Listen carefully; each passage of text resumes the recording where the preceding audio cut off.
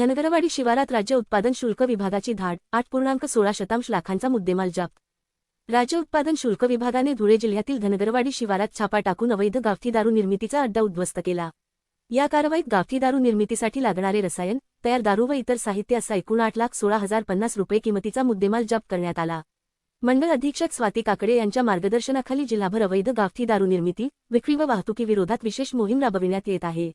त्याच मोहिमेअंतर्गत धनगरवाडी शिवारातील तलाव परिसरात छापा टाकण्यात आला। कारवाई दरम्यान महाराष्ट्र दारूबंदी अधिनियमांतर्गत 33 गुन्ह्यांची नोंद करण्यात आली। गावठी दारू तयार करण्यासाठी वापरले जाणारे सुमारे 17,980 लिटर रसायन, 516 लिटर तयार गावठी दारू तसेच इतर साहित्य जप्त करण्यात आले। जप्त मुद्देमालाची एकूण किंमत 8,16,050 रुपये असल्याचे विभागाने सांगितले। ही कारवाई निरीक्षक डी हिपरेंकर यांच्या नेतृत्वाखालील भरारी पथकाने केली। या पथकात दुय्यम निरीक्षक जी गवळी, एएसआय अनिल निंबळे तसेच जवान मनोज धुळेकर, मधुर मोरे, दीपक अहिरराव, बाळकृष्ण सोनवणे, कल्पेश शिलार आणि वाहन चालक निलेश मोरे यांचा समावेश होता। दरम्यान अवैध गावठी दारू निर्मिती, विक्री अथवा वाहतुकीबाबत कोणतीही माहिती असल्यास नागरिकांनी राज्य उत्पादन शुल्क विभागाच्या टोल फ्री क्रमांक 18,23,39,999 किंवा व्हॉट्सअॅप क्रमांक 8422001133 वर संपर्क साधावा, असे आवाहन विभागातर्फे करण्यात आले आहे। माहिती देणाऱ्यांचे नाव गोपनीय ठेवून त्यांना योग्य ते बक्षीसही देण्यात येणार असल्याचे विभागाने स्पष्ट केले।